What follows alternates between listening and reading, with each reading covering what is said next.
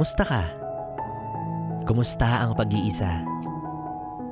Alam ko minsan, nalulungkot ka. Iniisip mo na sana kahit papano, meron kang kasama. Kapiling tumawa, gumala, kumain ng wanto sawa kahit ano. Basta sana hindi ka mag-isa. Kaya malamang sa malamang, napapatanong ka siguro kung ano bang pakiramdam ng maasikaso lalo na ng taong mahal mo. Yun bang mala Disney princess ka? Daig pa ang isang reyna. Yung pakiramdam na may nag-aalaga, may nag-aalala.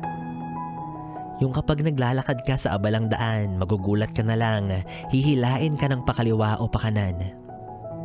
Para lang masigurong hindi ka madadaplisan ng mga sasakyan. O hindi naman kaya magpapaalala sa'yo na kumain ka sa tamang oras. Kasi ang gutom, hindi daw dapat pinapalipas. Ang sarap isa diwa. Nakakamangha. Sadyang pambihira. Ngunit paano nga kung wala? Magmumukmuk ka na lang ba? Hahayaan mo na lang ba yung sarili mo na magmukhang kawawa? Bibi, tatapatin kita at muli ko sa iyong ipapaalala na ang tunay na pag-ibig ay sa sarili nagsisimula. Ikaw ang lubos na nakakaalam kung paano ba ang tamang pansariling pag-aalaga.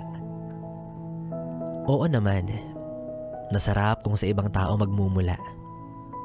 Pero habang wala tayong magagawa.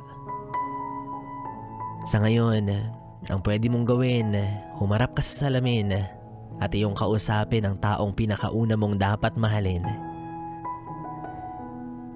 Dahil yung persona sa harap mo, siya ang tunay na may pakialam sa'yo. Ang bukod tanging magpaparamdam ng pagmamahal na totoo. Siya ang nakakaalam ng kabuuhang alaga mo. Ang nag-iisang tao na kahit gaano ka maging kakomplikado ay hinding-hindi susuko. Kaya sa ngayon, self-love muna tayo. Hanggat hindi pa dumadating yung tamang tao.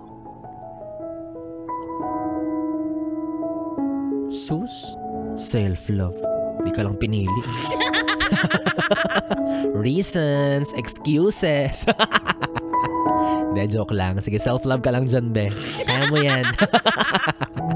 Yes, friend, kapiling mo pa rin ako, DJ B-Boy Bibo, ang DJ na single, ready to mingle. Basta walang label. Pwede tayong magkasama hanggang mamayang alas 12 pa, dito pa rin sa 101.1. Yes, FM Solid. 101.1